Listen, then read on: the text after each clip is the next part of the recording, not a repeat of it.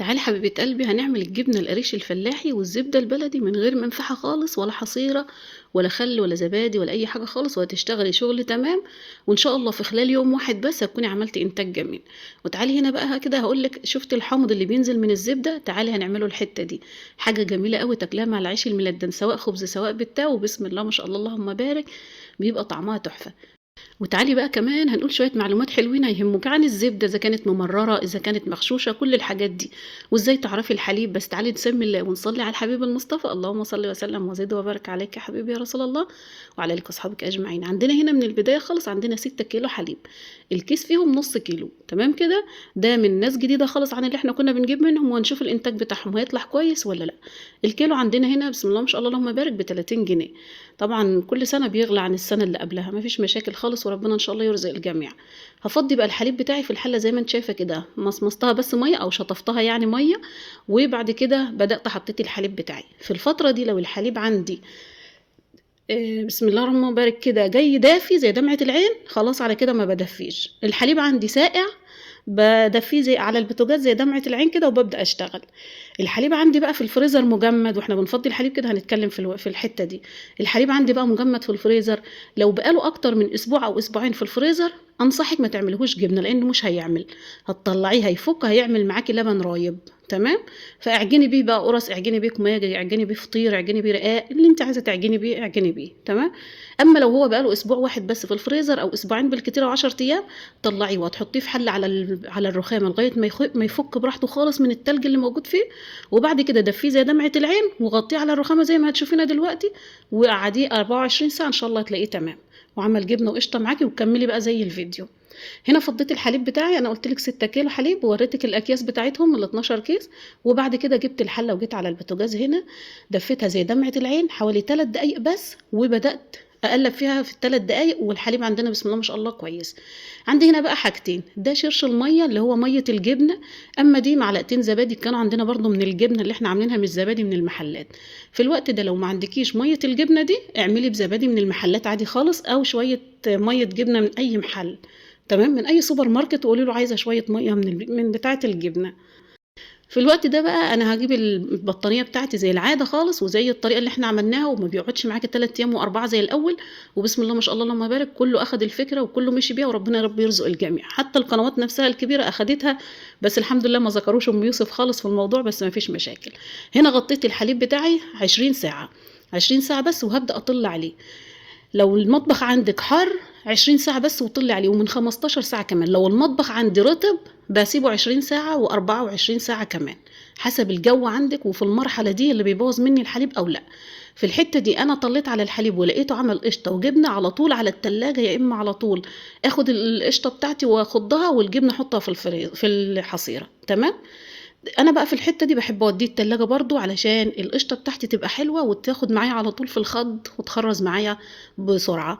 وديت الحله بتاعتي التلاجة هنا وحطيتها وغطيتها كويس، وهسيبها 10 ساعات 12 ساعه، يوم سليم، على حسب وقتك انت وعلى حسب ما انت فاضيه، تمام. المهم القشطه بتاعتنا تكون جمدت بالشكل ده على الوش علشان تتخض معايا سهل، تمام كده.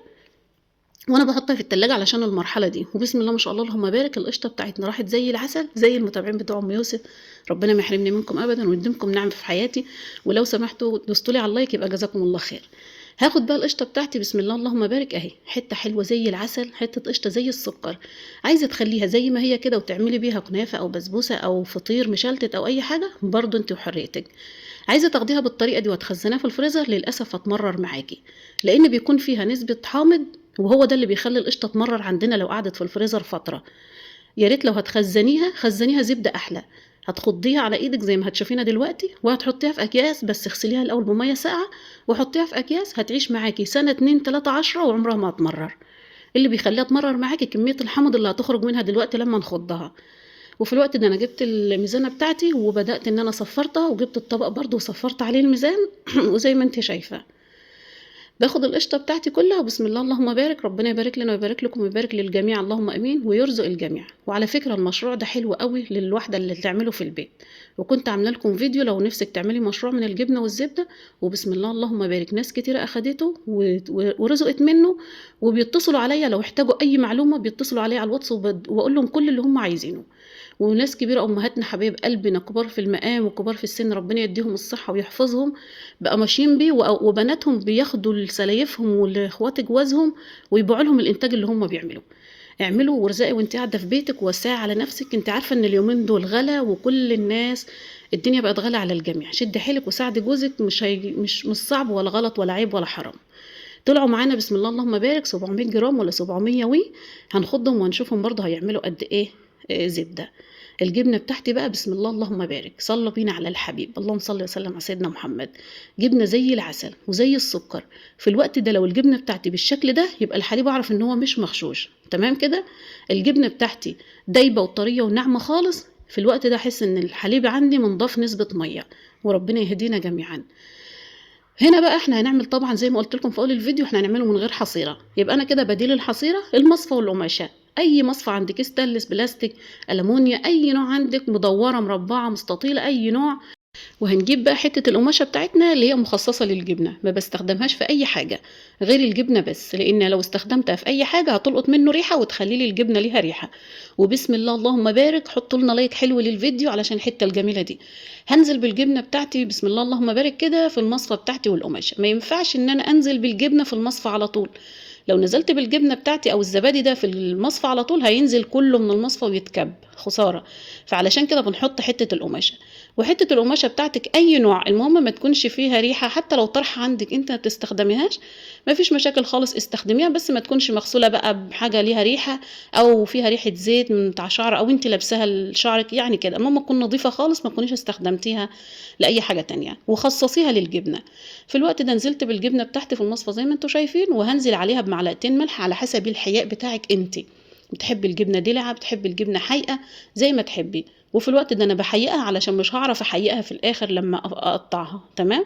اما حصيرة الجبنة، جبنة الحصيرة بنقطعها وبنحيقها بعد ما بتتقطع، تمام. فهو ده الفرق اللي بينها وبين الجبنة بتاعة الحصيرة والجبنة بتاعة المصفى. جبنة المصفى بتكون بالشكل اللي انتوا هتشوفوه طبعا، اما جبنة الحصيرة بتكون ليها شكل تاني اللي هي الناس بتحبه دايما.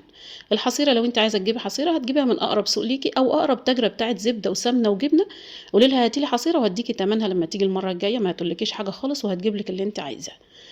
هنزل بقى بالجبنه بتاعتي كده واحط عليها تقل من فوق، انا حاطه تحتيها مصفى وحاطه العلبه دي بحيث ان هي تنزل الشرش، ما ينزلش في الشرش نفسه ويرفع تاني في الجبنه، هرفعها بس عن الميه بتاعتها علشان تتصفى كويس. واحط تقل عليها بنفس الشكل، سواء علبه سواء صينيه اي حاجه، المهم هتيجي على قد الجبنه بالظبط جوه المصفى، وتحطي فيها اي تقل، كيسين سكر، كيسين رز، علبه ميه، تملي الميه اللي احنا حطيناها دي العلبه اللي احنا حطيناها دي ميه، كيسين ملح، اي حاجه المهم يكون فيه تقل على الجبنه، تمام كده. كل ساعتين هطل عليها، كل ساعتين هطل عليها بنفس الشكل، عين المصفى بتاعتي وعدل الجبنه من الجوانب، وهتشوفيني دلوقتي واحنا بنعدلها، وما شاء الله تعملي انتاج حلو وجميل ومن غير ما تغلبي خالص. وطالما لبيتك مش هتبيعيه اعمليها من نصف عادي، انما لو هتبيعيه اعمليها بالحصيره. هنا بقى سيبناها خالص تتصفى براحتها جنبينا، وجينا للزبده. القشطه بتاعتنا دي بقى عايزه تخضيها بالمضرب، عايزه تحطها في الخلاط، عايزه تخضيها بالمضرب الكهرباء او السلك زي ما انت شايفه كده، عايزه تخضيها بايدك مفيش مشاكل خالص، اقعدي كده حبيبه قلبي واستربعي في الارض وابداي خضيها علشان دراعك ما يوجعكيش، طالما قاعده في الارض عمر دراعك ما هيوجعك، تمام. وبدات بنفس الشكل كده من غير ما اضيف لها اي حاجه خالص، هي بس خام كده، لو ضفتي عليها في الوقت ده حاجه هتغلبك عبال ما تخضيها. وطبعا احنا كأرياف او فلاحين بنخضها في القربة، بس طبعا مش مستاهلة كمية قليلة، فمش مستاهلة ان احنا نخض في القربة، علشان كده بنخضها على ايدينا. في المرحلة دي بقى نقدر نتكلم شوية عن الزبدة. الزبدة لو ممررة عندك سيحيها وحط لها معلقتين ملح، وان شاء الله باذن الله قول يا رب كده مع التسيح بتاعها ان شاء الله هتفك، وتكون نسبه المراره اللي فيها تروح شويه، يعني تروح نسبه من كميه الملح اللي هتحطيها. وعموما السمنه بتاعتنا مش بتاخد غير الملح بتاعها بس، يعني ما تخافيش لو حطيتي ملح زياده هياخد نسبه المراره منها ومش هيديها حياء عالي، فهمتني؟ بس كده. ولو انت عندك قشطه مرره برضو بنفس الشكل خضيها وسيحيها، هتروح نسبه مراره شويه مع الحامض اللي هينزل منها مع الخض، وهيروح نسبه مراره منها مع الملح والمرته اللي هتبقى تحت بعد التسييح، وان شاء الله باذن الله ما يكونش فيها ريحه مراره. وعاملين فيديوهات حلوه بالمرته بتاعه السمنه دي للمش الفلاحي القديم جميل، لو حبيتوه برضو اكتبوا لي في التعليقات وانا هبعت لكم الفيديو، وقايلين في الفيديو كل المعلومات اللي تخص المش، المش القديم والجبنة وازاي تشرشيها والمش لو ممرر او مدود او في سوس او تقيل او خفيف او اي حاجة. عامله لكم فيديو بسم الله اللهم بارك جميل، لو حبيتوا مثلا تاخدوا منه معلومة للمش الفلاحي قولوا لي وانا ابعته لكم في التعليقات. تمام. وعندنا هنا بقى الزبدة بتاعتنا بنفس الشكل. لو انا هخزن الزبدة بتاعتي مش متسيحة، بحبها يعني زبدة كده، في ناس بتحب تجيبها تحط منها حتة زبدة على الفول الصبح، او مثلا على بيضة وسمنة، او مثلا تحط على معلقة عسل وحتة جبنة قريش وتاكلها بألف صحة وهنا يا رب للجميع. لو انت هتخزني زبدة كده رطال يعني كور كده او اكيال، يا ريت تغسليها كويس بمية ساقعة قبل ما تحطيها في الفريزر، لان بيكون فيها نسبة حامض وهوريها لك دلوقتي برضو واحنا بنخض. تمام. هنا بقى بدأت الزبدة بتاعتي هتاخد، حطيت عليها كوبايتين من المية الجبنة اللي جنبي. ليه الحتة دي يا ام يوسف؟ الحتة دي بتزيد لي الزبدة بتاعتي ريحة سمنة بلدي، وبتزيدها لي طعم السمنة البلدي، وبتزيدها لي خضار، وبتخليها حلوة قوي، وفي الوقت نفسه بتخليها تخلع معايا على طول. تمام. بس كده. وبعد كده بنبدأ نكمل الخض بنفس الشكل. خلاص على كده الزبدة بتاعتي بتبدأ تخرز معايا ومش بتاخد معايا وقت خالص، ولو بإيدك مش هتاخد وقت أكتر، لأن إيدك يعتبر كام صباع جنب الإصبع اللي هي بتاعة المضرب، فهتبص تلاقيها بسم الله ما شاء الله ضربت معاكي على طول. وما بتاخدش في الوقت ده معانا من 10 دقايق لربع ساعة بالكتير قوي، طالما هي ساقعة يعني في التلاجة.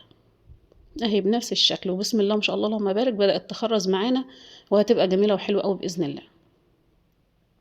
ودول كده 6 كيلو حليب زي ما قلنا على 30 جنيه الكيلو، يبقى ب180 جنيه. هنشوف برضه هيطلع معانا زبدة قد ايه وجبنة قد ايه، والمش اللي احنا عملناه في الاخر المش الابيض بسم الله اللهم بارك تطليه مع العيش الملدن تحفة بجد، هتحبوها قوي. واللي عندها كمية حامض هي مش عارفة تعمل بيه ايه، هقولك تعمليه بيه ايه وتستخدميه ازاي.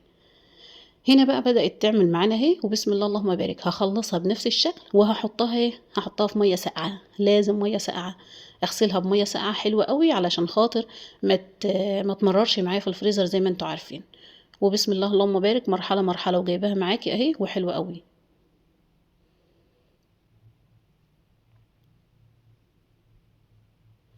بس كده وخرزت معانا الزبدة بتاعتنا وبسم الله ما شاء الله اللهم بارك. هبدأ أشيل بقى كل كمية الزبدة دي من على الطبق أو على المضرب أو على إيدي، وهبدأ أعملها. وشايفة الزبدة بتاعتنا البلدي ما بتلزقش في إيديكي خالص، مهما تلعبي فيها أو تغسلي فيها عمرها ما تلزق في إيدك، هي دي الزبدة الأصلي. إنما لو زبدة مغشوشة دهن بتبقى مبهدلة في إيدينا كده ومخليه إيدينا كلها مدهننة. تمام. أهي الزبدة بتاعتي بسم الله اللهم بارك، شوية مية ساقعين بقى حلوين كده فيهم حتة تلج، وبعد كده أحلى زبدة تاكليها بقى مع البيض والسمنة. تعملي بقى كل فترة حتة زي دي كده وتحطها في الفريزر، هتبصي تلاقيكي خزنتي زبدتك عندك، ولا تغشيتيش في حد، ولا حد غشك، ولا حد اداكي حاجة غالية وطلعت مهدرجة او طلعت مزارع او طلعت معامل والحاجات دي كلها، لا. هتكون انت عامله الحاجه عندك في بيتك جميله. غسلناها كويس وعصرناها من الميه كويس، وهنبدا نوزنها بقى. تعالي نجيب الميزانه بتاعتنا وبسم الله ما شاء الله.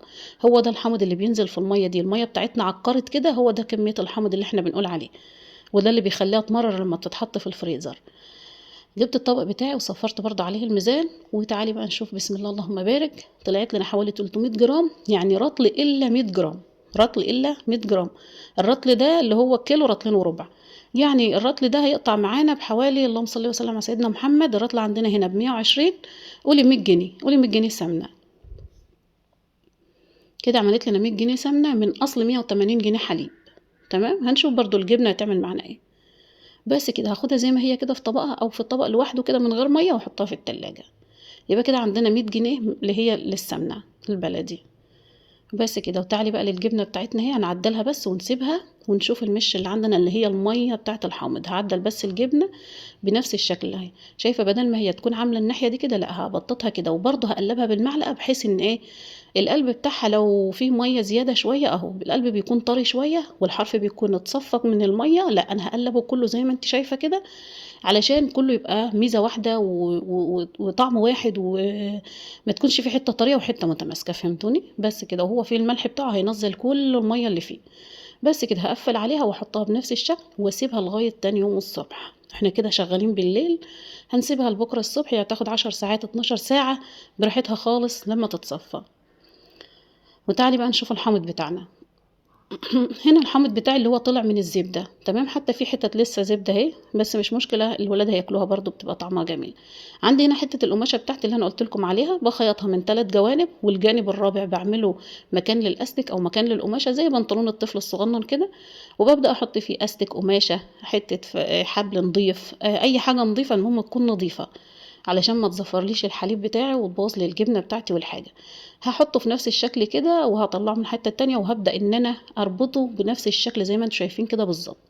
اربطه ربطة كويسة قوي علشان لما اعلقه ما يتفكش مني ويدلق الحاجة اللي موجودة فيها خسارة، حتى لو هي كمية قليلة خسارة، ده حليب وما ينفعش ندلقه في الارض. تعالي بقى كده، هخلي الحتة اللي هي ما فيهاش فتل خالص جوه تكون نظيفة، والحتة اللي انا مسرفلها دي بره او مخيطاها دي تكون بره. احط بقى معلقه ملح هنا كده في الحامض بتاعي، وهبدا ادوبها كويس، وابدا انزل بيهم في القماشه، وهتاخد مقدار الجبنه بالظبط. يعني انا سبت الجبنه تتصفى 12 ساعه، برضو المشه دي هتتصفى 12 ساعه. ده اسمه مش ابيض، مش مش قديم.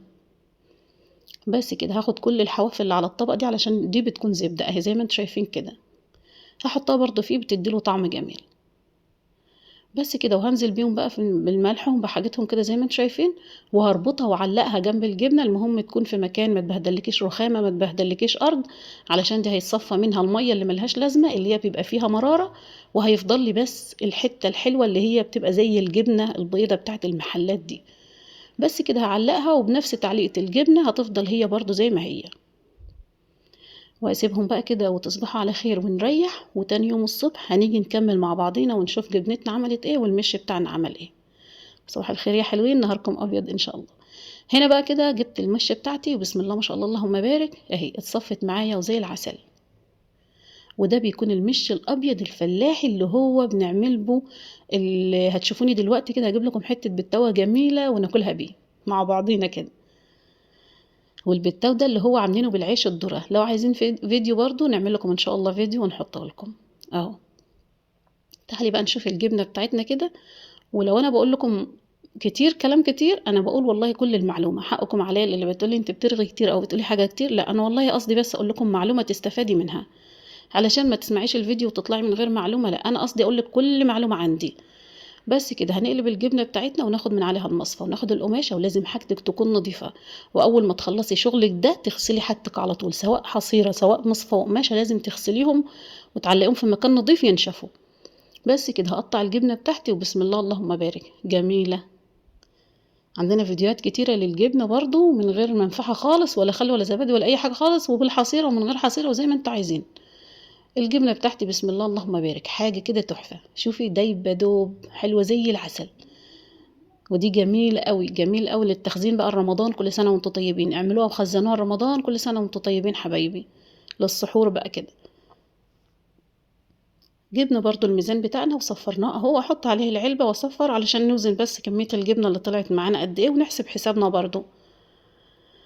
بس لو انا هبيع الافضل ليا اعمل جبنة حصيرة، تمام.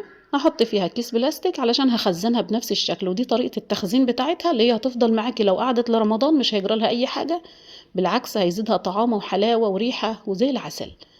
احط كل قطعة في كيس زي ما انت شايفة، والف الكيس عليها بحيث انه يبقى مفتوح من جانب ومقفول من الجانب التاني، علشان ياخد من المية اللي انا هحطها عليها، وفي الوقت نفسه ما تتهريش الجبنة وتفتت معايا، تمام.